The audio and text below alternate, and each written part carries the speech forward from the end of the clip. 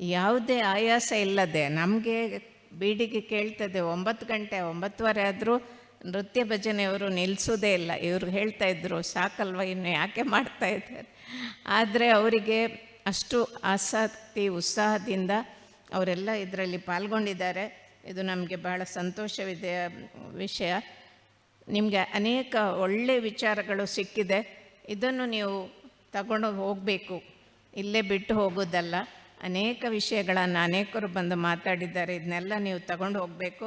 ಮತ್ತು ಏನು ದೋಷಗಳಿದೆ ಅದನ್ನು ಇಲ್ಲಿ ಬಿಟ್ಟು ಹೋಗ್ಬೋದು. ಯಾಕೆಂದರೆ ನಮ್ಮ ಸ್ವಾಮಿ ಅವರಿಗೆ ನಂಜುಂಡ ಅಂತ ಹೇಳ್ತಾರೆ, ನಂಜನ್ನು ನುಂಗಿಕೊಳ್ಳೋರು. ಹಾಗಾಗಿ ದೋಷಗಳು ಎಷ್ಟೇ ಇದ್ದರೂ ಅದನ್ನು ಬಿಟ್ಟು ಹೋದರೆ ಅವರು ಅದನ್ನು ತಗೊಳ್ತಾರೆ. ಹಾಗಾಗಿ ಈ ಸಮಾರಂಭದಲ್ಲಿ ಈ 8 ದಿನಗಳ ಕಾರ್ಯಕ್ರಮದಲ್ಲಿ ಏನೆಲ್ಲ ಒಳಿತನ್ನು ಅದನ್ನು ನೀವು ತಗೊಂಡು ಹೋಗಬೇಕು. ಭಜನೆ ಕಂಠಸ್ಥ ಆಗಬೇಕು, ಎಲ್ರಿಗೂ ಕಂಠಸ್ಥ ಆಗಿದೆ. ಆದರೆ ಅದರ ಭಾವ, ಅದರ ಸಾಹಿತ್ಯ ಅದು ಮನಸ್ಸಿಗೆ ಬರಬೇಕು, ಹೃದಯಸ್ಥ ಆಗಬೇಕು.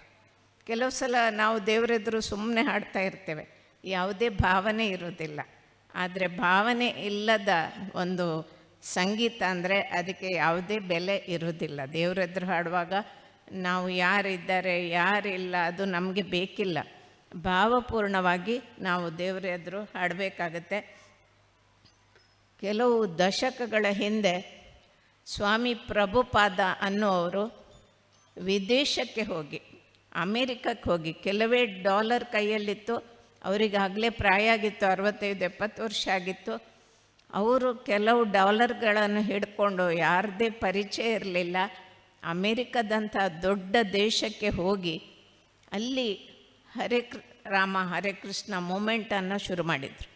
ನಮಗೆ ಆಶ್ಚರ್ಯ ಆಗುತ್ತೆ, ಒಂದು ಯಾವುದೇ ಭಜನೆ ಸಂಸ್ಕೃತಿ ಗಂಧಗಾಳಿ ಇಲ್ಲದವರಿಗೆ ಇವರು ಎಷ್ಟು ಒಂದು ಪ್ರಭಾವ ಬೀರಿದ್ರು ಅಂದರೆ, ಇವತ್ತು ಹರೇ ಕೃಷ್ಣ ಮೂಮೆಂಟು ಅದೊಂದು ದೊಡ್ಡ ಮೂಮೆಂಟ್ ಆಗಿದೆ. ಇಸ್ಕಾನ್ ಅಂತ ಹೇಳ್ತೇವೆ, ಇಸ್ಕಾನ್ನ ಅನೇಕ ದೇವಸ್ಥಾನಗಳು ಅಲ್ಲಲ್ಲಿ ಇದೆ. ಮತ್ತು ಕೃಷ್ಣನ ಬಗ್ಗೆ ಅಷ್ಟೊಂದು ಪ್ರಚಾರ ಮಾಡಿ ಅವರೊಂದು ಬಹಳ ದೊಡ್ಡ ಕೆಲಸವನ್ನು ಅಮೇರಿಕದಲ್ಲಿ ಮಾಡಿದರು. ಆ ಭಜನೆಗೆ ಎಷ್ಟು ಶಕ್ತಿ ಇದೆ. ಅವರು ನೃತ್ಯ ಮಾಡಿ ಭಜನೆ ಮಾಡ್ತಾಯಿದ್ರು ಆ ಪ್ರಾಯದಲ್ಲಿ ಬೀದಿಗಳಲ್ಲಿ. ಈಗಲೂ ನಾವು ಮೊನ್ನೆ ಜರ್ಮನಿಗೆ ಹೋದಾಗ ಅಲ್ಲಿ ಮಹಿಳೆಯರು ನೃತ್ಯ ಮಾಡ್ತಾ ಭಜನೆ ಮಾಡ್ತಾ ಬರ್ತಾಯಿದ್ರು. ಈ ರೀತಿ ಒಂದು ಈ ಭಜನೆಗಿರುವ ಶಕ್ತಿ ಎಷ್ಟು ಅಂತ ಹೇಳೋದಕ್ಕೆ ನಾನು ಈ ಉದಾಹರಣೆಯನ್ನು ಹೇಳಿದೆ. ದಾಸರ ಹಾಡುಗಳು ಮತ್ತು ಶರಣರ ವಚನಗಳು ಮತ್ತು ಜೈನರ ಕಾವ್ಯಗಳು, ಇದು 3 ನಮ್ಮ ಬಹಳ ದೊಡ್ಡ ಸಂಪತ್ತು. ಹಾಗಾಗಿ ನಾವು ಎಲ್ಲವನ್ನೂ ನಿಮಗೆ ಇಲ್ಲಿ ಇಟ್ಟಿದ್ದೇವೆ. ಯಾವುದು ಬೇಕು ಯಾವುದು ಬೇಡ ಅಂತ ಇಲ್ಲ. ವಚನಗಳಲ್ಲಿ ಬಹಳಷ್ಟು ಸರಳವಾಗಿ ಮತ್ತು ಬಹಳಷ್ಟು ಒಳ್ಳೆಯ ತತ್ವಗಳನ್ನು ಅದು ಒಳಗೊಂಡಿದೆ. ಮೊನ್ನೆ ನಾವು ಒಂದು ವಿಚಾರ ಹೇಳ್ತೇವೆ, ಪರಸ್ಪರೋಪಗ್ರಹೋ ಜೀವಾಣಂ, ಜೀವಿಗಳು ಪರಸ್ಪರ ಉಪಕಾರ ಮಾಡುತ್ತವೆ ಅಂತ ಹೇಳುವಂಥದ್ದು. ಅಂದರೆ ಸಣ್ಣ ಪುಟ್ಟ ಉಪಕಾರಗಳನ್ನು ಪ್ರತಿಯೊಬ್ಬರಿಗೆ ಮಾಡ್ತಾರೆ, ಮಾಡಲೇಬೇಕಾಗತ್ತೆ. ಭಜನಾ ಕಮ್ಮಟದಲ್ಲಿ ನಿಮಗೆ ಯಾವುದು ಇಷ್ಟ ಆಗಿದೆ, ಯಾವುದು ಕಷ್ಟ ಆಗಿದೆ ಅದನ್ನು ಸಹ ನಾವು ನಿಮ್ಮಿಂದ ಮಾಹಿತಿಯನ್ನು ತಗೊಂಡಿದ್ದೇವೆ. ಆದರೆ ಇತ್ತೀಚೆಗಿನ ಕೌಟುಂಬಿಕ ಪದ್ಧತಿಯನ್ನು ಗಮನಿಸಿದರೆ ಈ ಸೌಹಾರ್ದತೆ, ಪರಸ್ಪರ ಉಪಕಾರ ಗುಣ ಮಾಡುವ ಗುಣ ದೂರ ಆಗಿದೆ ಅಂತ ನಾನು ಭಾವಿಸ್ತೇನೆ. ಇದನ್ನು ನಾನು ಭಜನೆ ಬಗ್ಗೆ ಹೆಚ್ಚು ಮಾತಾಡೋದಿಲ್ಲ. ನಮ್ಮ ಕೌಟುಂಬಿಕ ವಿಚಾರಗಳು ಹೇಗೆ ಪರಿಣಾಮ ಬೀರಬೇಕು, ನಾವು ಹೇಗೆ ಒಂದು ಕುಟುಂಬದಲ್ಲಿ ಸಾಮರಸ್ಯದಿಂದ ಇರಬೇಕು ಅಂತ ಹೇಳುವ ವಿಚಾರವನ್ನು ನಾನು ಹೇಳ್ತೇನೆ.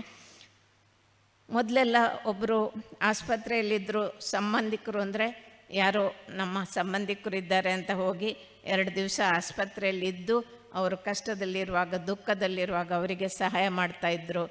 ಊಟ ತಿಂಡಿ ಮನೆ ಹತ್ತಿರ ಇದ್ದಿರಿ ತಗೊಂಡೋಗಿ ಕೊಡ್ತಾಯಿದ್ರು. ಮತ್ತು ಸಂಬಂಧಿಕರ ಮನೆ ಅಂತೂ ಅವರು ಹಳ್ಳಿಯಲ್ಲಿದ್ದರೆ ಎಲ್ಲ ನಮ್ಮ ಮನೆಯಲ್ಲಿ ಶಾಲೆಗೆ ಹೋಗಲಿಕ್ಕೆ ಬಂದು ಇರ್ತಾಯಿದ್ರು. ಅದೆಲ್ಲ ಮಾಮೂಲಾಗಿತ್ತು. ಮನೆ ಮಕ್ಕಳೇ ತುಂಬ ಜನ ಇರ್ತಿದ್ರು. ಅದರ ಎಡೆಯಲ್ಲಿ ಸಂಬಂಧಿಕರ ಮಕ್ಕಳು ಬಂದು ಸ್ಕೂಲಿಗೆ ಹೋಗಲಿಕ್ಕೆ ನಮ್ಮ ಮನೆಯಲ್ಲಿ ಇರ್ತಾಯಿದ್ರು. ಇದನ್ನು ಯಾರೂ ಅದು ಕಷ್ಟ ಅಂತ ಭಾವಿಸ್ತಾ ಇರಲಿಲ್ಲ. ಇದು ಒಂದು ಸಾಂಸಾರಿಕ ಜೀವನದಲ್ಲಿ ಬಹಳಷ್ಟು ಉತ್ತಮ ಪರಿಣಾಮವನ್ನು ಬೀರ್ತಾ ಇತ್ತು. ಆಫ್ರಿಕಾದಲ್ಲಿ ಒಂದು ಜನಾಂಗ ಇತ್ತಂತೆ. ಆ ಜನಾಂಗದವರಿಗೆ ಒಂದು ಸ್ಪರ್ಧೆ ಇಟ್ಟಿದ್ರಂತೆ. ದೂರದ ಮರದ ಕೆಳಗೆ ಇರುವ ಹಣ್ಣಿನ ಬುಟ್ಟಿ ಯಾರು ಹೋಗಿ ಓಡ್ಕೊಂಡು ಹೋಗಿ ಅದನ್ನು ತೆಗಿತಾರೆ, ಎಲ್ಲ ಹಣ್ಣುಗಳು ಅವರಿಗೆ ಅಂತ ಹೇಳಿದ್ರಂತೆ. ಆದರೆ ಈ ಮಕ್ಕಳು ಏನು ಮಾಡಿದರು, ಆಫ್ರಿಕಾದ ಮಕ್ಕಳು ಎಲ್ಲರೂ ಒಬ್ರದ್ದೊಬ್ಬರು ಕೈ ಹಿಡ್ಕೊಂಡು ಓಡಿಯೋದ್ರಂತೆ. ಓಡಿ ಅದನ್ನು ಬುಟ್ಟಿಯಿಂದ ಹಣ್ಣನ್ನು ತೆಗೆದ್ರು, ಎಲ್ಲರೂ ಹಂಚಿಕೊಂಡು ತಿಂದ್ರಂತೆ. ಇವರಿಗೆ ನೋಡಿದವರಿಗೆ ಆಶ್ಚರ್ಯ ಆಯಿತು, ಇದೇನು ನಿಮ್ಮದು ಸ್ಪರ್ಧೆ ಹೀಗೆ ಅಂತ. ಅವ್ರು ಹೇಳುತ್ತಾರೆ, ಇದನ್ನು ನಾವು ಉಬುಂಟು ಅಂತ ಹೇಳ್ತೇವೆ. ಹಾಗಂದರೆ ನೀನು ನನಗಿದ್ದರೆ ನಾನು ನಿನಗೆ ಅಂತ ಹೇಳೋ ಒಂದು ತತ್ವದ ಮೇಲೆ ನಾವು ಇದನ್ನು ಮನೆಯಲ್ಲೂ ಆಚರಣೆ ಮಾಡ್ತೇವೆ, ಪರಿಸರದಲ್ಲೂ ಆಚರಣೆ ಮಾಡ್ತೇವೆ. ಹಾಗಾಗಿ ಈ ಮಕ್ಕಳಿಗೂ ಈ ಸಂಸ್ಕಾರ ಬಂದಿದೆ ಅಂತ ಹೇಳ್ತೇವೆ. ಹಾಗಾಗಿ ಈಗಲೂ ನಾವು ಒಬ್ಬರೇ ತಿಂದಾಗ ಅದರಲ್ಲಿ ಸುಖ. ಒಂದು ಬಾಳೆಹಣ್ಣು ನಾನು ಒಬ್ಬನೇ ತಿಂದರೆ ಅದರಲ್ಲಿ ಸುಖ, ಹಂಚಿ ತಿಂದರೆ ಸಂತೋಷ. ಸುಖಕ್ಕೂ ಸಂತೋಷಕ್ಕೂ ವ್ಯತ್ಯಾಸ ಇದೆ. ನಾವು ಯಾವುದೇ ಕತೆ ಹೇಳುವಾಗ ಕೊನೆಯಲ್ಲಿ ಏನು ಹೇಳ್ತೇವೆ, ಕೊನೆಗೆ ಅವರು ಸುಖ ಸಂತೋಷದಲ್ಲಿದ್ದರು ಅಂತ. ಆ ಸುಖ ಮತ್ತು ಬೇರೆ, ಸಂತೋಷ ಬೇರೆ ಅಂತ ನಮ್ಗೆ ಗೊತ್ತೇ ಇಲ್ಲ. ಆದರೆ ಏನನ್ನಾದರೂ ಒಬ್ಬನೇ ತಿಂದರೆ ಸುಖ, ಹಂಚಿ ತಿಂದಾಗ ಸಂತೋಷ. ಅದನ್ನು ಅಲ್ಲಿ ಅವರು ಮನವರಿಕೆ ಮಾಡಿಕೊಟ್ರು. ಪ್ರತಿ ಊರಿಗೆ, ಪ್ರತಿ ಮನೆಗೆ ತನ್ನದೇ ಆದ ಒಂದು ಸಂಸ್ಕೃತಿ ಇರ್ತದೆ. ಕೆಲವು ಮನೆಗಳಲ್ಲಿ ಅತಿಥಿಗಳು ಬಂದರೆ ಬಹಳ ಒಳ್ಳೆಯ ರೀತಿಯಲ್ಲಿ ಅವರನ್ನು ನೋಡ್ಕೊಳ್ತಾರೆ, ಹಿರಿಯರಿಗೆ ಗೌರವ ಕೊಡ್ತಾರೆ, ಮನೆಯಲ್ಲಿ ರಂಗೋಲಿ ಹಾಕ್ತಾರೆ, ಮನೆಯಲ್ಲಿ ಭಜನೆಯ ಸಂಸ್ಕೃತಿ ಇರ್ತದೆ, ದೇವರಿಗೆ ದೀಪ ಹಚ್ಚಿ ಮಕ್ಕಳೆಲ್ಲ ಕೂತ್ಕೊಂಡು ಭಜನೆ ಮಾಡ್ತಾರೆ. ಇದು ಕೆಲವು ಮನೆಯ ನಡವಳಿಕೆ. ಆದರೆ ಎಲ್ಲಿ ಕೆಟ್ಟ ಮಾತುಗಳು, ಒಬ್ಬರನ್ನು ದ್ವೇಷ ಮಾಡೋದು, ನೆರೆಹೊರೆಯವರ ಬಗ್ಗೆ ಕೀಳಾಗಿ ಮಾತಾಡೋದು, ಮನೆಯಲ್ಲಿ ಯಾವುದೇ ಸಂಸ್ಕಾರ ಇಲ್ಲ, ಪೂಜೆ ಇಲ್ಲ ಅಥವಾ ಭಜನೆ ಇಲ್ಲ, ಇಂಥ ಮನೆಯಲ್ಲಿ ಬೆಳೆದ ಮಕ್ಕಳು, ಅದೇ ರೀತಿ ವಾತಾವರಣದಲ್ಲಿ ಬೆಳೆದ ಮಕ್ಕಳು ಹಾಗೇ ಆಗ್ತವೆ. ಅವರು ಯಾರಿಗೂ ಗೌರವ ಕೊಡೋದಿಲ್ಲ, ಅವರು ಯಾರು ಬಂದರೂ ಮುಖ ಎತ್ತಿ ನೋಡೋದಿಲ್ಲ. ಆದರೆ ನಾವು ಇಂಥ ವಾತಾವರಣವನ್ನು ಮನೆಯಲ್ಲಿ ಕಲ್ಪಿಸ್ಕೊಳ್ಬೇಕಾಗ್ತದೆ.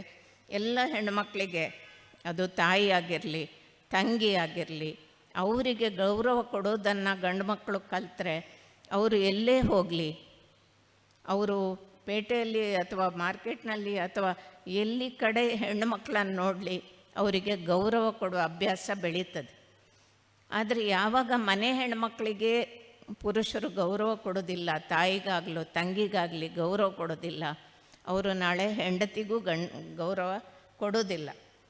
ನಾವು ಗಂಡಸರು ಏನು ಮಾಡಿದರೂ ನಡೀತದೆ ಅಂತ ಹೇಳುವಂಥ ಒಂದು ತಪ್ಪು ಕಲ್ಪನೆ ಮನೆಯ ಹುಡುಗರಲ್ಲಿ ಬರ್ತದೆ. ಯಾಕೆಂದರೆ ತಂದೆಯೂ ಹಾಗೆ ಮಾಡ್ತಾನೆ, ಅಣ್ಣನೂ ಹಾಗೆ ಮಾಡ್ತಾನೆ. ಮಕ್ಕಳು ಏನು ನೆನೆಸ್ತಾರೆ, ಗಂಡಸರು ಏನು ಬೇಕಾದರೂ ಮಾಡ್ಬೋದು, ಹೆಣ್ಮಕ್ಳಿಗೆ ಹೊಡಿಬೋದು, ಅವ್ರ ಹತ್ರ ನಮ್ಮ ಎಲ್ಲ ಕೆಲಸ ಮಾಡಿಸ್ಬೋದು. ಆದರೆ ಹೆಣ್ಮಕ್ಳು ನಾವು ಕೇಳಿದ ಹಾಗಿರಬೇಕು ಅಂತ ಹೇಳೋ ಒಂದು ತಪ್ಪುಗಲ್ತನೆ ಬರ್ತದೆ. ಇವತ್ತು ನೋಡಿದರೆ ಗಂಡು ಮಕ್ಕಳು ಮಾಡುವ ಎಲ್ಲ ಕೆಲಸಗಳನ್ನು ಹೆಣ್ಮಕ್ಳು ಮಾಡ್ತಾರೆ. ಅವರು ಡ್ರೈವಿಂಗ್ ಮಾಡ್ತಾರೆ, ವಿಮಾನ ಬಿಡ್ತಾರೆ, ಕಾರ್ ಬಿಡ್ತಾರೆ, ಈಜುತ್ತಾರೆ, ಎಲ್ಲವನ್ನು ಮಾಡ್ತಾರೆ, ಆಫೀಸಿಗೂ ಹೋಗ್ತಾರೆ. ಆದರೆ ಹೆಣ್ಣು ಮಕ್ಕಳು ಮಾಡೋ ಒಂದೇ ಕೆಲಸ ಯಾವುದು? ಅಡಿಗೆ. ಅದನ್ನು ಗಂಡು ಮಕ್ಕಳು ಮಾಡಲಿಲ್ಲ. ಅವರ ತಾಯಿ ತುಂಬ ದೊಡ್ಡ ತಪ್ಪು ಮಾಡಿದ್ದಾರೆ ಅಂತ ನನಗೆ ಅನ್ನಿಸ್ತದೆ. ನಾವೆಲ್ಲ ದುಡಿಯೋದು ಯಾಕೆ? ಹೊಟ್ಟೆಗಾಗಿ. ಹೊಟ್ಟೆಗೆ ಅನ್ನ ಬೇಕೇ ಬೇಕು. ನೀವು ಎಲ್ಲೇ ಹೋಗಲಿ, ನಿಮಗೆ ಮನೆಯವರು ಇಲ್ಲದೆ ಇದ್ದರೆ ಸ್ವತಂತ್ರವಾಗಿ ಬದುಕಲಿಕ್ಕೆ ಆಗೋದೇ ಇಲ್ಲ. ಹಾಗಾಗಿ ನೀವು ಯಾಕೆ ತಾಯಿ ಹತ್ರ ಕೇಳಬಾರ್ದು? ಅವರು ಎಲ್ಲ ವಿದ್ಯೆ ಕಲ್ತಿದ್ದಾರೆ, ನನಗೆ ಯಾಕೆ ಒಂದು ವಿದ್ಯೆ ನೀನು ಕಲಿಸಲಿಲ್ಲ? ನನಗೆ ಅಡುಗೆ ಕಲಿಸೋ, ಆಗ ನಾನು ಸ್ವತಂತ್ರವಾಗಿ ಬದುಕಲಿಕ್ಕೆ ಆಗ್ತದೆ ಅಂತ ಹೇಳುವ ವಿಚಾರವನ್ನು ನಾವು ತಿಳ್ಕೋಬೇಕು. ಇವತ್ತು ಪೇಪರ್ನಲ್ಲಿ, ಟಿ ವಿಯಲ್ಲಿ ಬರುವ ವಿಚಾರಗಳನ್ನು ನೋಡಿದರೆ ನಿಜವಾಗಿ ಪೇಪರ್ ನೋಡೋದೇ ಬೇಡ ಅಂತ ಅನ್ನಿಸ್ತದೆ. ನಾವು ಹೆಣ್ಣುಮಕ್ಳಿಗೆ ಹೋಗ್ತೇವೆ, ಹೇಳ್ತೇವೆ, ಕತ್ಲೆಗೆ ಅವಳು ಏನಾದರೂ ಡ್ರೆಸ್ ಮಾಡಿಕೊಂಡು ಹೊರಗೆ ಹೊರಟ್ರೆ ಎಲ್ಲಿಗೆ ಹೋಗ್ತಿ, ಯಾರ ಜೊತೆ ಹೋಗ್ತಿ, ಅಲ್ಲಿ ಯಾರು ಇರ್ತಾರೆ, ಎಷ್ಟೊತ್ತಿಗೆ ವಾಪಸ್ ಬರ್ತಿ, ಈ ಎಲ್ಲ ಪಾಠಗಳನ್ನು ಹೇಳ್ತೇವೆ. ನಾನು ಗ್ರಾಮಾಭಿವೃದ್ಧಿಯ ಹೆಣ್ಮಕ್ಳು ಚಾವಡಿಯಲ್ಲಿ ಬಂದರೆ ಅವ್ರ ಹತ್ರ ಕೇಳ್ತೇನೆ, ನೀವು ಹೆಣ್ಮಕ್ಳಿಗೆ ನೈತಿಕ ಶಿಕ್ಷಣ ಕೊಡ್ತೀರಾ ಇಲ್ವೋ, ಹೆಣ್ಮಕ್ಳ ಮೇಲೆ ನೀವು ಎಲ್ಲಿಗೆ ಹೋಗ್ತಿ, ಏನು ಮಾಡ್ತಿ ಅಂತ ಕೇಳ್ತೀರಾ ಇಲ್ವೋ. ಕೇಳ್ತೇವೆ. ಯಾಕೆ ನೀವು ಕೇಳ್ತೀರಿ ಅವಳು ಹೊರಗೆ ಹೋಗಬೇಕಾದ್ರೆ? ನಮಗೆ ಗಂಡು ಮಕ್ಕಳ ಭಯ ಅಂತ ಹೇಳ್ತಾರೆ ಅವರು. ಹಾಗಾದರೆ ಆ ಗಂಡು ಮಕ್ಕಳು ಯಾರ್ದು? ಆಕಾಶದಿಂದ ಬಂದವರಲ್ಲ ಅಲ್ವಾ, ನಮ್ಮದೇ ಗಂಡು ಮಕ್ಕಳು. ನಮ್ಮ ಹೆಣ್ಣು ಮಕ್ಕಳಿಗೆ ನಮ್ಮ ಗಂಡು ಮಕ್ಕಳ ಬಗ್ಗೆ ಭಯ. ಯಾಕೆ ಅಂದರೆ ನಾವು ಎಲ್ಲವನ್ನೂ ನೈತಿಕವಾಗಿ ಹೇಳೋದು ಹೆಣ್ಮಕ್ಳಿಗೆ ಮಾತ್ರ, ಬುದ್ಧಿವಾದ ಹೇಳೋದು ಹೆಣ್ಮಕ್ಳಿಗೆ ಮಾತ್ರ, ಗಂಡು ಮಕ್ಕಳಿಗೂ ಹೇಳಬೇಕು.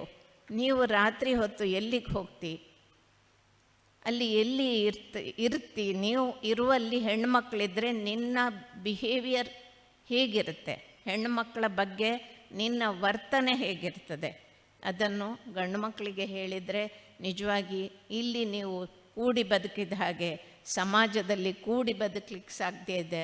ಇಂಥ ಅನಾಹುತಗಳು ಆಗಲಿಕ್ಕೆ ಸಾಧ್ಯ ಇಲ್ಲ ಅಂತ ನಾವು ಭಾವಿಸ್ತೇನೆ. ನಾವೆಲ್ಲ ಯಾರನ್ನು ರೋಲ್ ಮಾಡೆಲ್ ಅಂತ ತಿಳ್ಕೊಂಡಿದ್ದೆವು. ಸಿನಿಮಾ ತಾರೆಯರು, ರಾಜಕಾರಣಿಗಳು, ಕೆಲವೊಮ್ಮೆ ಮಠಾಧೀಶರು ರೋಲ್ ಮಾಡೆಲ್ ಅಂತ ತಿಳ್ಕೊಂಡಿದ್ದೆವು. ಆದರೆ ಅವರೀಗ ಏನಾಗಿದ್ದಾರೆ? ಕೆಲವರೆಲ್ಲ ಜೈಲಿಗೆ ಹೋಗಿದ್ದಾರೆ, ಕೆಲವ್ರ ಮೇಲೆ ಕೇಸ್ ನಡೀತಾ ಇದೆ. ಹಾಗಾದರೆ ನಮಗೆ ರೋಲ್ ಮಾಡೆಲ್ ಯಾರು? ನಾವೇ ಯಾಕೆ ನಮಗೆ ರೋಲ್ ಮಾಡೆಲ್ ಆಗಬಾರ್ದು? ನಾವೇ ರೋಲ್ ಮಾಡೆಲ್ ಆಗಬೇಕು. ಒಂದು ಹಳ್ಳಿಗೆ ನಾನೇ ರೋಲ್ ಮಾಡೆಲ್ ಆಗಬೇಕು, ಒಂದು ಮನೆಗೆ ರೋಲ್ ಮಾಡಿರಾದರೆ ಸಾಕು. ಒಬ್ಬ ಒಳ್ಳೆಯ ಅಣ್ಣನಾಗಿ, ಒಬ್ಬ ಒಳ್ಳೆಯ ಮಗನಾಗಿ ನೀವು ಮನೆಯಲ್ಲಿ ರೋಲ್ ಮಾಡೆಲ್ ಆಗಿ ತೋರಿಸಿ. ನಿಮ್ಮ ತಾಯಿಗೆ ಗೌರವ ಕೊಡಿ, ತಂಗಿಗೆ ಗೌರವ ಕೊಡಿ. ಅವರೊಂದು ನಿಮ್ಮನ್ನು ಎಷ್ಟು ಪ್ರೀತಿಸ್ತಾರೆ ಹೇಳಲಿಕ್ಕೆ ಸಾಧ್ಯ ಇಲ್ಲ. ನೀವು ಬೈದರೂ ಹೊಡೆದ್ರೂ ಪ್ರೀತಿಸ್ತಾರೆ, ಅದು ಹೆಣ್ಮಕ್ಳ ಗುಣ. ಆದರೆ ನೀವು ಸ್ವಲ್ಪ ಪ್ರೀತಿ ತೋರಿಸಿದ್ರೆ, ಸ್ವಲ್ಪ ಅವರಿಗೇನಾದರೂ ಕೆಲಸ ಅವ್ರದ್ದು ಮಾಡಿಕೊಟ್ರೆ, ಅವ್ರಿಗೆ ಗೌರವ ಕೊಟ್ಟರೆ, ಖಂಡಿತ ನಿಮ್ಮ ಮನೆ ಅವು ಸ್ವರ್ಗವಾಗಿ ಮಾಡ್ತಾರೆ ಅವರು. ಇಂಥ ಒಂದು ರೋಲ್ ಮಾಡೆಲ್ ನೀವು ಆಗಬೇಕು. ಇವತ್ತು ಕುಡಿತ ಬಿಟ್ಟವರು ಜನಜಾಗೃತಿಯಲ್ಲಿ, ಅವರು ಊರಿಗೆ ರೋಲ್ ಮಾಡೆಲ್ ಆಗಿದ್ದಾರೆ. ಅವರು ಅನೇಕರನ್ನು ಕುಡಿತ ಬಿಡಿಸಿದ್ದಾರೆ. ಹಾಗಾಗಿ ಜಾಗೃತಿ ಅಣ್ಣ ಅಂತೆ, ಜಾಗೃತಿ ಮಿತ್ರ ಎಲ್ಲ ಆಗಿದ್ದಾರೆ. ಅವರನ್ನು ಎಲ್ಲ ಕಡೆ ಗೌರವಿಸ್ತಾರೆ. ಹಾಗೆ ಕೆಲವರು ಯುವಕ ಯುವತಿಯರು, ಸಣ್ಣ ಪ್ರಾಯದವರು, ಸುಮಾರು 10,000-10,000ಕ್ಕೂ ಹೆಚ್ಚು ಜನ ಶೌರ್ಯಕ್ಕೆ ಸೇರಿದ್ದಾರೆ. ಶೌರ್ಯಕ್ಕೆ ಸೇರಿ ಎಲ್ಲೋ ಹೋಗ್ತಾ ಇದ್ದವರ ಶಕ್ತಿ, ಯುವಕರಿಗೆ ಎಷ್ಟು ಶಕ್ತಿ ಇರ್ತದೆ, ಆ ಶಕ್ತಿ ಎಲ್ಲೆಲ್ಲೋ ಹೋಗ್ತಾ ಇತ್ತು. ಈ ಶೌರ್ಯಕ್ಕೆ ಸೇರಿದ ಬಳಿಕ ಅವರು ವಿಪತ್ತು ನಿರ್ವಹಣೆ ಮಾಡ್ತಾರೆ. ಎಲ್ಲಿ ಯಾರಿಗೆ ಕಷ್ಟ ಆಗುತ್ತೆ ಅಲ್ಲಿ ಹೋಗಿ ಇವರು ನಾನಿದ್ದೇನೆ ಅಂತ ಅವರಿಗೆ ಸಹಾಯ ಮಾಡ್ತಾರೆ. ಇದು ನಿಜವಾಗಿ ಇಂಥ ರೋಲ್ ಮಾಡೆಲ್ಗಳು ನಮಗೆ ಬೇಕಾಗುತ್ತೆ. ನಿಮಗೆ ಮೊದಲೇ ಮನೆಯಲ್ಲಿ ನಾಯಕನ ಸ್ಥಾನ. ಗಂಡು ಹುಡುಗರು ಅಂದರೆ ಅವರು ಯಾವಾಗಲೂ ಮನೆಯಲ್ಲಿ ನಾಯಕ. ಅದನ್ನು ಉಳಿಸ್ಕೊಳ್ಬೇಕು. ನೀವು ಯಾವಾಗಲೂ ನೀವು ನಾಯಕರಾಗಿ ಇರಬೇಕು. ನಾಯಕನ ಗುಣಗಳನ್ನು ನೀವು ರೂಢಿಸ್ಕೊಳ್ಬೇಕು. ಹಾಗೆ ಆದರೆ ನೀವು ನಿಜವಾಗಿಯೂ ಮನೆಗೆ ನಾಯಕನಾಗ್ತೀರಿ, ಊರಿಗೂ ನಾಯಕನಾಗ್ತೀರಿ. ಒಬ್ಬಳು ತಾಯಿ ಮಗಳ ಮನೆಯಲ್ಲಿ 2 ದಿವಸ ಇರಲಿಕ್ಕೆ ಅಂತ ಬಂದಿದ್ಲಂತೆ. ಬಂದರೆ ಮನೆ ಎಲ್ಲ ಅಸ್ತವ್ಯಸ್ತ ಆಗಿತ್ತಂತೆ. ಅಲ್ಲಲ್ಲಿ ಹಾಸಿಗೆ ಮೇಲೆ ಬಟ್ಟೆಗಳು, ಒದ್ದೆ ಏನು ಒರೆಸಿದ್ದು, ಮೈ ಒರೆಸಿದ್ದು ಬಟ್ಟೆ, ಚಪ್ಪಲಿಗಳು, ಎಲ್ಲೆಲ್ಲೋ ತಿಂದ ಪಾತ್ರೆಗಳು ಅಲ್ಲಲ್ಲಿ ಎಲ್ಲ. ತಾಯಿ ಮಗಳಿಗೆ ಬೈತಾಳೆ, ನಿನಗೆ ಎಷ್ಟು ಟ್ರೈನಿಂಗ್ ಕೊಟ್ಟಿದ್ದೇನೆ ನಾನು, ಒಳ್ಳೆ ಗೃಹಿಣಿ ಆಗಬೇಕು ಅಂತ. ಏನು ನೀನು ಮನೆಯನ್ನು ಹೇಗೆ ಇಟ್ಕೊಂಡಿದ್ದಿ, ಯಾಕೆ ಹೀಗೆ ಮಾಡಿದ್ದಿ ಅಂತ ಬೈತಾಳಂತೆ. ಗೃಹಿಣಿ ಹೇಳ್ತಾಳೆ, 2 ದಿವಸ ಇದ್ದು ನೋಡಮ್ಮ, ಆಮೇಲೆ ಬೈಯೋದಾದರೆ ಬೈ ಅಂತ. ಅವಳು ನೋಡ್ತಾಳೆ, ಯಜಮಾನರು ಬರ್ತಾರೆ, ಸ್ನಾನ ಮಾಡ್ತಾರೆ, ಆ ಒದ್ದೆ ಬೈರಸನ್ನು ಹಾಸಿಗೆ ಮೇಲೆ ಎಸಿತಾರೆ. ಮಕ್ಕಳಿಗೆ ಅಲ್ಲಲ್ಲಿಗೆ ಕಾಫಿ ತಿಂಡಿ ತಂದು ಕೊಡ್ತಾಳೆ, ಯಾಕೆಂದರೆ ಅವಳಿಗೆ ಸ್ಕೂಲಿಗೆ ಹೋಗಬೇಕು. ಅವರು ಅಲ್ಲೇ ಕುಡಿತಾರೆ, ಅಲ್ಲೇ ಬಿಡ್ತಾರೆ, ಹೋಗ್ತಾರೆ.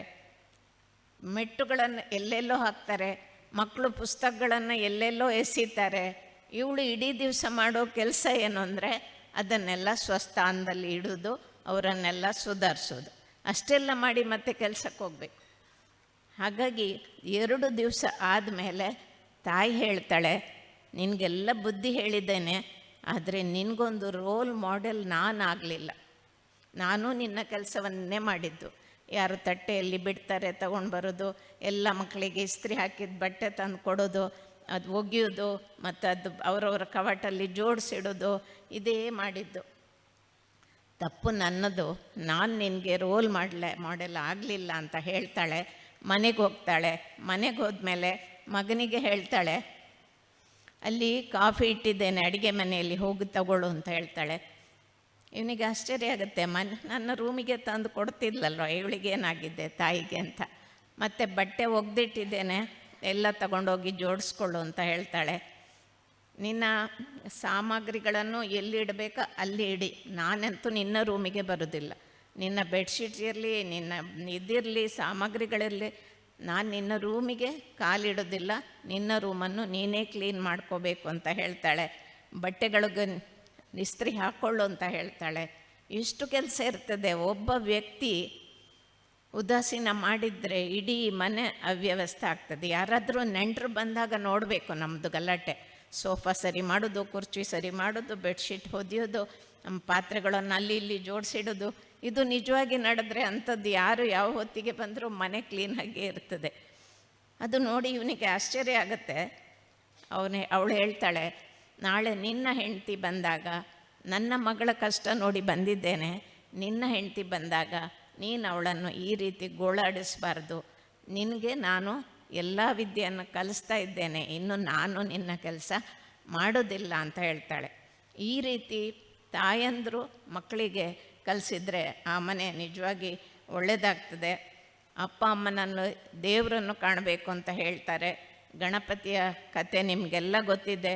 ಇಡೀ ಪ್ರಪಂಚ ಸುತ್ತು ಬಾ ಅಂತ ಹೇಳಿದರೆ ಅವನು ಬರೀ ತಂದೆ ತಾಯಿಗೆ ಸುತ್ತಿ ಬಂದು ಸುಮ್ಮನೆ ಕೂತಿದ್ದಾನೆ. ಹಾಗಾಗಿ ಇಂಥ ನಮ್ಮ ಕಾರ್ಯಕ್ರಮದಲ್ಲಿ ವಾತ್ಸಲ್ಯ ಅಂತ ಒಂದು ಕಾರ್ಯಕ್ರಮ ಇದೆ ಗ್ರಾಮಾಭಿವೃದ್ಧಿಯಲ್ಲಿ. ನಿಮ್ಮಲ್ಲಿ ಅನೇಕರು ಯೋಜನೆಯಲ್ಲಿ ಇರಬೇಕು. ಎಷ್ಟು ಜನ ಇದ್ದೀರಿ ಯೋಜನೆಯಲ್ಲಿ? ಈ ವಾತ್ಸಲ್ಯ ಕಾರ್ಯಕ್ರಮದಲ್ಲಿ ನಾವು ನೋಡಿದರೆ ಅದು ಒಂದು ಭಯಾನಕವಾದ ದೃಶ್ಯ. ಯಾಕೆಂದರೆ ಮಕ್ಕಳು ಬಿಟ್ಟು ಹೋಗಿದ್ದಾರೆ. ಒಬ್ಬನಿಗೆ ಹೆಂಡತಿ ಬಂದ ಮೇಲೆ ಅವ್ರದ್ದು ಮನೆ ಸ್ವಲ್ಪ ಎತ್ತರ, ಅವಳಿಗೆ ದಿವಸ ಕೆಳಗೆ ನೀರು ತಂದು ಮೇಲೆ ಬರಲಿಕ್ಕೆ ಆಗಲ್ಲ ಅಂತ ಹೇಳಿದ್ಲು. ಇವರು ಕೆಳಗೆ ಬಂದು ಮನೆ ಮಾಡಿದರು. ಮುದುಕಿ ಒಬ್ಬಳನ್ನೇ ಮೇಲೆ ಬಿಟ್ಟರು. ಇವನಿಗೆ ಹೆಂಡ್ತಿದ್ದು ಭಯ. ರಾತ್ರಿ ಹೊತ್ತಿಗೆ ನೀರು ತಗೊಂಡು ಬಂದು ತಾಯಿಗೆಲ್ಲ ಪಾತ್ರೆಗೆ ನೀರು ತುಂಬಿಸಿ ಹೋಗ್ತಾನೆ, ಅವಳಿಗೆ ಗೊತ್ತಾಗದ ಹಾಗೆ. ಈ ರೀತಿ ಹೆಂಡತಿಗೆ ಭಯಪಟ್ಟು ತಾಯಿ ಒಬ್ಬಳನ್ನೇ ಬಿಟ್ಟು ಅಲ್ಲಿ ಮನೆ ಎಲ್ಲ ಬಿದ್ದು, ಕೊನೆಗೆ ಖಾಲಿ ಒಂದು ಶೀಟ್ ಹಾಕ್ಕೊಂಡು ಒಂದು ತೆಂಗಿನ ಮರಕ್ಕೆ ಒಂದು ಶೀಟನ್ನು ಕಟ್ಟಿ ಅದರ ಅಡಿಯಲ್ಲಿದ್ಲು. ಇನ್ನೊಬ್ಬಳು ಗವರ್ಮೆಂಟ್ ಕಟ್ಟಿಸ್ಕೊಟ್ಟ ಟಾಯ್ಲೆಟ್ಟಿಗೆ ಒಂದು ಹಲಿಗೆ ಹಾಕಿ ಅದರ ಮೇಲೆ ಮಲಗಿದ್ಲು. ಇಂಥ ಅನೇಕ ವಿಚಿತ್ರ ಕಥೆಗಳನ್ನು ನಾವು ಈ ವಾತ್ಸಲ್ಯಕ್ಕೆ ಕಾರ್ಯಕ್ರಮಕ್ಕಾಗಿ ಹೋಗುವಾಗ ನೋಡಿದೆವು. ಯಾಕೆ ಹೀಗಾಯಿತು? ನಮ್ಮ ದೇಶದಲ್ಲಿ ನಾವು ತುಂಬ ಮಾತಾಡ್ತೇವೆ ಸಂಸ್ಕೃತಿ ಸಂಸ್ಕಾರ ಅಂತ. ವಿದೇಶಿಯರು ಹೀಗೆ ಮಾತಾಡಲ್ಲ. ನಮ್ಮಷ್ಟು ಮಾತಾಡೋರು ಯಾರೂ ಇಲ್ಲ. ಆದರೆ ಏನು ನಡೀತಾ ಇದೆ ಸಮಾಜದಲ್ಲಿ ಅದನ್ನು ನಾವು ಗಮನಿಸೋದಿಲ್ಲ.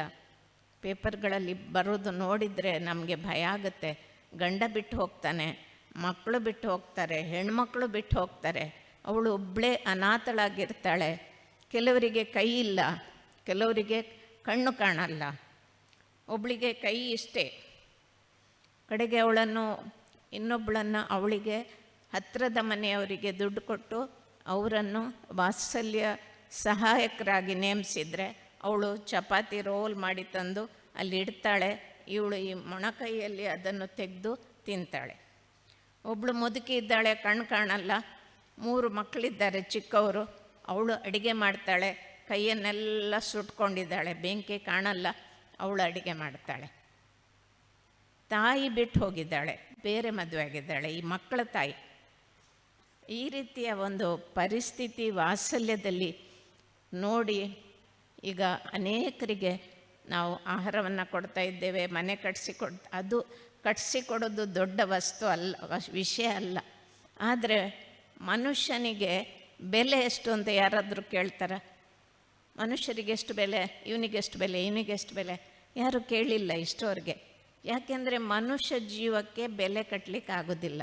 ಒಂದು ನಾಯಿ ಮರಿಗೆ ಎಷ್ಟು ಬೆಲೆ ಕೇಳ್ತೇವೆ, ಒಂದು ಬೆಕ್ಕಿನ ಮನೆಗೆ ಎಷ್ಟು ಬೆಲೆ ಅಂತ ಕೇಳ್ತೇವೆ. ಸೋಫಾ ಇದು ಏನೇ ಇರಲಿ ಎಲ್ಲದಕ್ಕೂ ಒಂದು ಬೆಲೆ ಇದೆ. ಮನುಷ್ಯನಿಗೆ ಎಷ್ಟು ಬೆಲೆ ಅಂತ ಇಷ್ಟವರೆಗೆ ಯಾರೂ ಕೇಳಿಲ್ಲ. ಯಾಕೆಂದರೆ ಅದು ಬೆಲೆ ಕಟ್ಟಲಾರದ ವಸ್ತು ಅಂತ ನಾವು ಭಾವಿಸಿದ್ದೇವೆ. ಆದರೆ ಈಗ ಈ ಪರಿಸ್ಥಿತಿಯಲ್ಲಿ ನೋಡಿದರೆ ಅವರಿಗೆ ಯಾವುದೇ ಬೆಲೆ ಇಲ್ಲ. ಯಾರೂ ಅವ್ರ ಬಗ್ಗೆ ಕಾಳಜಿನೂ ಮಾಡೋದಿಲ್ಲ. ತಂದೆನೂ ಬಿಟ್ಟು ಹೋದ, ಮಕ್ಕಳು ಬಿಟ್ಟು ಹೋದರೂ ಅವರಿಗೆ ಯಾವುದೇ ಬೆಲೆ ಇಲ್ಲ ಅಂತ ಆಗಿದೆ. ಇದನ್ನು ನೋಡುವಾಗ ನಿಜವಾಗಿ ಆಶ್ಚರ್ಯ ಆಗುತ್ತೆ. ನಾವೆಲ್ಲ ಬಹಳ ಮೌಲ್ಯದ ಬಗ್ಗೆ ಮಾತಾಡ್ತೇವೆ. ಒಂದು ಕಡೆ ರಾವಣನ ಒಂದು ಮೂರ್ತಿ, ರಾಮನ ಒಂದು ಮೂರ್ತಿ ಇತ್ತಂತೆ. ನೀವು ಆರಿಸೋದಾದರೆ ಯಾವ ಮೂರ್ತಿ ಆರಿಸ್ತೀರಿ? ರಾಮಂದು ಮೇಲೆ. ಆದರೆ ರಾಮಂದು ಬೆಳ್ಳಿದ್ದು ಮೂರ್ತಿ, ರಾವಣಂದು ಚಿನ್ನದ ಮೂರ್ತಿ. ಆಗ ನಮ್ಮ ಮೌಲ್ಯ ಬದಲಾಗ್ತದೆ. ಅವಕಾಶಗಳು ನಮಗೆ ಸಿಕ್ಕಿದಾಗ ದುಡ್ಡು ಮಾಡಲಿಕ್ಕೆ, ಏನಾದರೂ ತೆಕ್ಕೊಳ್ಳಿಕ್ಕೆ, ಇನ್ನೊಬ್ಬರನ್ನು ದೋಚಲಿಕ್ಕೆ ಅವಕಾಶ ಇಲ್ಲದೇ ಇದ್ದದ್ರಿಂದ ನಾವು ಸಜ್ಜನರಾಗಿದ್ದೇವೆ. ನಮ್ಮಲ್ಲಿ ಮೌಲ್ಯಗಳು ಉಳಿದಿದೆ. ಯಾವಾಗ ಅವಕಾಶ ಸಿಗುತ್ತೆ ಆಗ ನಮ್ಮ ಬುದ್ಧಿ ಭ್ರಷ್ಟ ಆಗುತ್ತೆ, ಬದಲಾಗತ್ತೆ. ಅದಕ್ಕಾಗಿ ಇಂಥ ಭಜನಾ ಕಮ್ಮಟಗಳನ್ನು ನಮ್ಮ ಆತ್ಮಸಾಕ್ಷಿಗೆ ಸರಿಯಾಗಿ ನಾವು ಇರಬೇಕು. ಬೇರೆ ಏನು ಮಾಡೋದು ಬೇಕಿಲ್ಲ. ಅದೇ ನಮ್ಮ ದೇವರು, ಬೇರೆ ದೇವರು ಬೇಕಿಲ್ಲ. ನೀವು ಕದೀತೀರಿ, ನೀವು ಬೆಳೆದು ಕುಡಿತೀರಿ, ನೀವು ಮನೆಯಲ್ಲಿ ಏನೋ ಮಾಡಿ ಬರ್ತೀರಿ, ನಿಮ್ಮ ಮನಸ್ಸಿಗೆ ಗೊತ್ತಾಗದ ಹಾಗೆ ಏನಾದರೂ ಮಾಡಲಿಕ್ಕೆ ಸಾಧ್ಯ ಇದೆಯಾ? ಕಳ್ಳನಿಗಾದರೂ ಸುಳ್ಳನಿಗಾದರೂ, ಸುಳ್ಳು ಹೇಳುವಾಗಾದರೂ ನಮ್ಮ ಮನಸ್ಸಿಗೆ ಗೊತ್ತಾಗದ ಹಾಗೆ ಮಾಡಲಿಕ್ಕೆ ಸಾಧ್ಯ ಇಲ್ಲ. ಇಡೀ ಊರನ್ನು ತಪ್ಪಿಸ್ಬೋದು, ಇಡೀ ನೆರೆಕರೆಯವ್ರಿಗೆ ಗೊತ್ತಿಲ್ಲ, ಊರಿಗೆ ಗೊತ್ತಿಲ್ಲ, ನಾನು ಏನೋ ಮಾಡಿ ಬಂದಿದ್ದೇನೆ. ಕನಕದಾಸರು ಅದು ಬಾಳೆಹಣ್ಣು ತಿನ್ನಲಿಕ್ಕೆ ಹೇಳಿದ ಹಾಗೆ ಮುಸುಕು ಹಾಕ್ಕೊಂಡು ತಿಂದರೂ ಆತ್ಮಸಾಕ್ಷಿಗೆ ಗೊತ್ತಾಗುತ್ತೆ, ಅದೇ ದೇವರು. ಆದರೆ ಅನೇಕ ಸಲ ನಾವು ಆತ್ಮಸಾಕ್ಷಿ ಮಾತು ಕೇಳಲ್ಲ. ತಪ್ಪು ಮಾಡಿದ ತಪ್ಪನ್ನು ಮಾಡ್ತಾನೇ ಇರ್ತೇವೆ. ಸುಳ್ಳು ಹೇಳೋದು ರೂಢಿ ಆದರೆ ಸುಳ್ಳು ಹೇಳ್ತಾನೇ ಇರ್ತೇವೆ. ಆಗೇನಾಗುತ್ತೆ, ಆತ್ಮಸಾಕ್ಷಿ ಒಂದು ಸಲ ಹೇಳುತ್ತೆ, 2 ಸಲ ಹೇಳುತ್ತೆ, 10 ಸಲ ಹೇಳುತ್ತೆ, ಸುಳ್ಳು ಹೇಳ್ತಾ ಇದ್ದಿ, ಯಾಕೆ ಸುಳ್ಳು ಹೇಳ್ತಾ ಇದ್ದಿ ಅಂತ. ಆಮೇಲೆ ಆತ್ಮಸಾಕ್ಷಿ ಕಣ್ಣು ಮುಚ್ಚಿ ಸುಮ್ಮನೆ ಕೂತ್ಕೊಳ್ಳುತ್ತೆ. ಇಷ್ಟೆಲ್ಲ ಭ್ರಷ್ಟಾಚಾರ ನಡೆಯುತ್ತೆ ಅಲ್ವಾ? ನಾವು ಕೇಳ್ತೇವೆ ಅವರಿಗೊಂದು ಆತ್ಮಸಾಕ್ಷಿ ಇಲ್ವಾ ಅಂತ.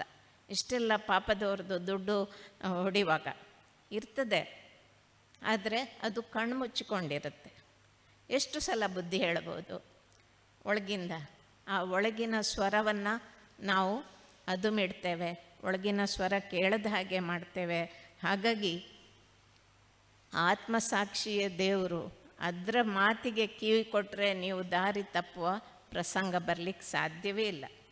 ವಸ್ತುಗಳನ್ನು ಬಳಸಿ ಬಿಸಾಡಿ, ಆದರೆ ಮನುಷ್ಯರನ್ನು ಪ್ರೀತಿಸಿ ಬಿಸಾಡಬೇಡಿ ಅಂತ ಹೇಳಿದ್ದಾರೆ ಒಬ್ಬರು. ವಸ್ತುಗಳನ್ನು ಪ್ರೀತಿಸ್ತೇವೆ, ನನ್ನ ಕಾರು, ನನ್ನ ವಾಚು, ನನ್ನ ಮನೆ, ಯಾವುದು ಬರೋದಿಲ್ಲ, ಎಲ್ಲ ಮಾಯ ಅಂತ ಹೇಳಿದ ಹಾಗೆ.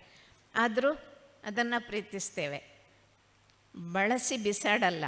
ಆದರೆ ವ್ಯಕ್ತಿಗಳನ್ನು ಬಳಸಿ ಬಿಸಾಡ್ತೇವೆ. ಬಳಸೋದಂದರೆ ಚಿಕ್ಕವರಿರುವಾಗ ನಮಗೆ ತಾಯಿ ಬೇಕಿತ್ತು, ಅಕ್ಕ ಬೇಕಿತ್ತು, ಅವ್ರು ಬೇಕಿತ್ತು, ಇವ್ರು ಬೇಕಿತ್ತು ಎಲ್ಲ. ಈಗ ಪ್ರಯೋಜನ ಇಲ್ಲ, ಈಗ ಬಳಸ್ಕೊಂಡಾಗಿದೆ, ಇನ್ನು ಅವ್ರ ಬಗ್ಗೆ ನಾವು ಯೋಚನೆ ಮಾಡೋದಿಲ್ಲ. ಹಾಗಾಗಿ ನಮ್ಮ ಎಲ್ಲ ಶಾರೀರಿಕ ಕಾಯಿಲೆಗಳಿಗೆ ನಮ್ಮ ಮನಸ್ಸೇ ಕಾರಣ ಅಂತ ಹೇಳುವಂಥ ವಿಚಾರವನ್ನು ಸಹ ಒಬ್ಬರು ವಿಜ್ಞಾನಿ ಹೇಳಿದ್ದಾರೆ. ನಮಗೆ BP ಇರ್ಬೋದು, ಶುಗರ್ ಇರ್ಬೋದು, ಸೊಂಟ ನೋವು, ಬೆನ್ನು ನೋವು, ಕೆಲವು ಸಲ ವೈದ್ಯಕೀಯವಾಗಿ ಇದಕ್ಕೆ ಏನೂ ಮದ್ದಿಲ್ಲ. ಇದಕ್ಕೆ ಕಾಯಿಲೆ ಅದು ಮನಸ್ಸಿಗೆ ಸಂಬಂಧಪಟ್ಟದ್ದು, ನಮ್ಮ ಭಾವನೆಗಳಿಗೆ ಸಂಬಂಧಪಟ್ಟದ್ದು. ಯಾಕೆಂದರೆ ಇದು ಭಾವನಾತ್ಮಕ ಸಮಸ್ಯೆ. ಯಾರೋ ಹೇಳಿದ ಕೆಟ್ಟ ಬೈಗಳು, ಅವಮಾನ ಆಗಿದ್ದು, ನಡೆದ ಕೆಟ್ಟ ಘಟನೆ, ಯಾವುದೋ ಒಂದು ದುರ್ಘಟನೆ, ಯಾರೋ ನನಗೇನೋ ಕೆಟ್ಟ ಮಾತು ಹೇಳಿದರು, ಅದನ್ನು ಯಾವಾಗಲೂ ನಾವು ಮನಸ್ಸಲ್ಲಿ ಇಟ್ಕೊಂಡು ನಾವು ಕಾಯಿಲೆಗಳಿಗೆ ತುತ್ತಾಗ್ತೇವೆ. ಒಂದು ಸಲ ಗುರುಗಳಲ್ಲಿ ಯಾರೋ ಬಂದು ಹೇಳಿದ್ರಂತೆ, ನನಗೆ ತುಂಬ ಚಿಂತೆ ಆಗುತ್ತೆ, ಯಾವಾಗ ನೋಡಿದರೂ ನಾನು ಚಿಂತೆಯಲ್ಲೇ ಇರ್ತೇನೆ. ಗುರುಗಳು ಹೇಳ್ತಾರೆ, ನಿನ್ನ ಮನಸ್ಸು ಮತ್ತು ಮೆದುಳು ಅದು ಸಂಕಟಗಳನ್ನು, ನೋವುಗಳನ್ನು ತುಂಬಿಸಿಡುವ ಉಗ್ರಾಣ ಅಲ್ಲ. ಅದನ್ನೆಲ್ಲ ಹೊರಗೆ ಹಾಕು. ಹೇಗೆ ಹೊರಗೆ ಹಾಕೋದು? 10 ಜನರಿಗೆ ಪ್ರೀತಿಯಿಂದ ಮಾತಾಡು, 10 ಜನರಿಗೆ ಸಣ್ಣ ಪುಟ್ಟ ಉಪಕಾರ ಮಾಡು, ನೀನೇನಾದರೂ ತಪ್ಪು ಮಾಡಿದರೆ ತಕ್ಷಣ ಕ್ಷಮೆ ಕೇಳು, ನೀನು ಏನು ಪೊರೆವ ದೇವರು ಮತ್ತು ಹೆತ್ತ ತಾಯಿಯವರ ಹತ್ರ ನಿನ್ನ ದುಃಖವನ್ನೆಲ್ಲ ಹೇಳಿಕೊಂಡು ಹಗುರಾಗು. ಹೀಗೆ ಒಂದೊಂದೇ ಮಾಡ್ತಾ ಹಳೆಯ ನೋವುಗಳನ್ನು ಬಿಡಬೇಕು. ನೀವೆಲ್ರಿಗೂ ಬರೀ ನಕ್ಕರೆ ಸಾಕು, ಅವರು ನಗಾಡ್ತಾರೆ. ಈ ನಗುದಕ್ಕೂ ನಾವು ತುಂಬ ಕಂಜೂಸ್ ಮಾಡ್ತೇವೆ. ಯಾರನ್ನ ನೋಡಿದರೆ ಈಗ ಸುಮ್ಮನೆ ಹೋಗ್ತೇವೆ. ನಗು ಒಂದು ಸಾಂಕ್ರಾಮಿಕ ರೋಗ, ಅದು ಒಬ್ಬರು ನಗಡ್ರೆ ಎಲ್ಲರೂ ನಗಾಡ್ತಾರೆ. ಅಂಥ ಸಣ್ಣ ಪುಟ್ಟ ವಿಚಾರಗಳನ್ನು ನೀವು ಮಾಡಿದರೆ ಮತ್ತು ಯಾರಾದರೂ ಒಳ್ಳೇದು ಮಾಡಿದರೆ ಅವನಿಗೊಂದು ಬೆನ್ನು ತಟ್ಟೋದು. ನಮಗೆ ಯಾರದಾದರೂ ಕೆಟ್ಟದ್ದು ಹೇಳಲಿಕ್ಕೆ ತುಂಬ ವಿಷಯ ಇರ್ತದೆ. ನೆರೆ ಮನೆಯವ್ರ ಹತ್ರ ನಿಂತರೆ ಇಡೀ 1 ಗಂಟೆ ಪಕ್ಕದ ಮನೆಯವರ ದೂರ ಹೇಳಿದರೂ ಕಡಿಮೆ ಆಗೋದಿಲ್ಲ. ಆದರೆ ಒಂದು ಒಳ್ಳೆಯ ವಿಚಾರ ಹೇಳಲಿಕ್ಕೆ ನಮಗೆ ತುಂಬ ಕಷ್ಟ ಆಗ್ತದೆ. ಅವಳು ತುಂಬ ಒಳ್ಳೆಯವಳು, ಇವತ್ತು ಅವಳು ನನಗೆ ಹೀಗೆ ಸಹಾಯ ಮಾಡಿದ್ಲು, ಅವನು ತುಂಬ ಒಳ್ಳೆ ಹುಡುಗ ಹೇಳಲಿಕ್ಕೆ ನಮಗೆ ಹೊಗಳಿಕೆಗೆ ಶಬ್ದಗಳೇ ಸಿಗೋದಿಲ್ಲ. ಬೈಗಳಿಗೆ ನಮ್ಮ ಹತ್ರ ದೊಡ್ಡ ಭಂಡಾರವೇ ಇರ್ತದೆ. ಹಾಗಾಗಿ ಒಳ್ಳೆ ಮಾತು ಹೇಳೋದು, ಇನ್ನೊಬ್ಬರ ಬೆನ್ನು ತಟ್ಟೋದು, ಇನ್ನೊಬ್ಬರಿಗೆ ಸಹಾಯ ಮಾಡೋದು, ಇದರಿಂದಾಗಿ ನಮ್ಮ ಮನಸ್ಸಿನ ನೋವುಗಳು ಕಡಿಮೆ ಆಗಿ ನಮಗೆ ಭಾವನಾತ್ಮಕವಾಗಿ ಬರುವ ಅನೇಕ ಕಾಯಿಲೆಗಳು ಕಡಿಮೆ ಆಗ್ತದೆ ಅಂತ ಹೇಳ್ತಾರೆ. ಒಂದು ದಿನ ವಾರದಲ್ಲಿ 1 ದಿವಸ ನಾವು ಮೊಬೈಲ್ ವ್ರತ ಅಂತ ಮಾಡಿದರೆ, ಮೊಬೈಲ್ ಮುಟ್ಟೋದಿಲ್ಲ ಅಂತ ವ್ರತ ಮಾಡಿದರೆ, ಆ ದಿವಸ ನಿಮಗೆ ತುಂಬ ಟೈಮ್ ಸಿಗ್ತದೆ. ಎಷ್ಟು ಟೈಮ್, ಅಯ್ಯೋ ಏನು ಇನ್ನೂ ಟೈಮೇ ಹೋಗಲ್ಲ, ಒಮ್ಮೆ ತೆಗಿವ, ಏನೋ ಬಂತು ಮೆಸೇಜ್ ಅಂತ ಆಗ್ತದೆ. ಆದರೆ ತೆಗಿಬಾರ್ದು. 1 ದಿವಸ ನಂದು ವ್ರತ ಅಂತ ಮಾಡಿದರೆ ಆ ದಿವಸ ನಿಮಗೆ ಬೇಕಾದಷ್ಟು ಟೈಮ್ ಸಿಗ್ತದೆ, ಬೇಕಾದಷ್ಟು ಜನರನ್ನು ಮಾತಾಡ್ಬೋದು,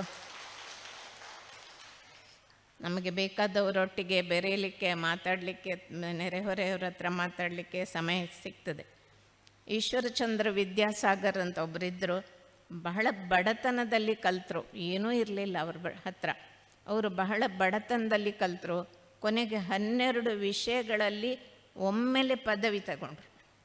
1-2 ವಿಷಯ ಅಲ್ಲ, 12 ವಿಷಯಗಳಲ್ಲಿ ಅವರಿಗೆ ಒಂದೇ ದಿವಸ ಪದವಿ ಸಿಕ್ಕಿತು, ಗೋಲ್ಡ್ ಮೆಡಲ್ ಸಿಕ್ಕಿತು. ಅದಕ್ಕೆ ವಿದ್ಯಾಸಾಗರ ಅಂತ ಅವರಿಗೆ ಬಿರುದನ್ನು ಕೊಟ್ಟರು.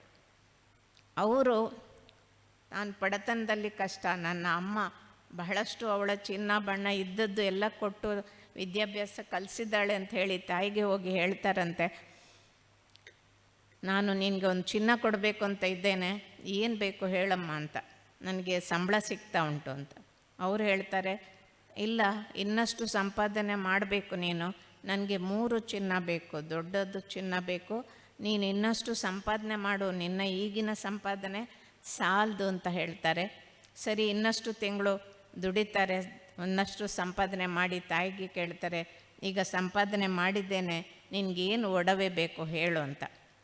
ಅವ್ರು ಹೇಳ್ತಾರೆ, ಒಂದು ಶಾಲೆ ಕಟ್ಟು ಈ ಊರಿಗೆ, ಒಂದು ಆಸ್ಪತ್ರೆ ಕಟ್ಟು, ಬಡ ಜನರಿಗೆ ಉಪಯೋಗ ಆಗುತ್ತೆ, ಮತ್ತೊಂದು ಏನು ಅಂದರೆ ನೀನು ಯಾವಾಗಲೂ ಬಡವರಿಗೆ ಬೆನ್ನುಗಾವಲಾಗಿ ನಿಲ್ಲಬೇಕು, ಎಲ್ಲಿ ಕಷ್ಟದಲ್ಲಿ ಇರ್ತಾರೆ. ಇಂಥ ತಾಯಿ, ಇಂಥ ಮಗ ಇದ್ದರೆ ಯಾವ ಊರಲ್ಲೂ ಕಷ್ಟ ಆಗಲಿಕ್ಕೆ ಸಾಧ್ಯ ಇಲ್ಲ. ಇಂಥ ಆದರ್ಶಗಳನ್ನು ನಾವು ಕಲಿಬೇಕು. ಒಂದು ಒಳ್ಳೆಯ ಕೆಲಸ ಮಾಡಿದ್ದವರಿಗೆ ನಾವು ಹೇಳ್ತೇವೆ, ಅವನೇನು ಸ್ವರ್ಗಕ್ಕೆ ಹೋಗ್ತಾನಪ್ಪ, ತುಂಬ ಒಳ್ಳೆಯ ಕೆಲಸ ಮಾಡಿದ್ದಾನೆ ಅಂತ. ಒಬ್ಬ ಸನ್ಯಾಸಿ ಒಂದು ಮನೆ ಜಗಲಿಯಲ್ಲಿ ಬಂದು ಮಲಗಿದ್ನಂತೆ, ಒಳಗಿಂದ ಮಾತಾಡೋದು ಕೇಳ್ತದಂತೆ, ರಾಮಣ್ಣ ಸತ್ತಿದ್ದಾನೆ, ಅವನು ಸ್ವರ್ಗ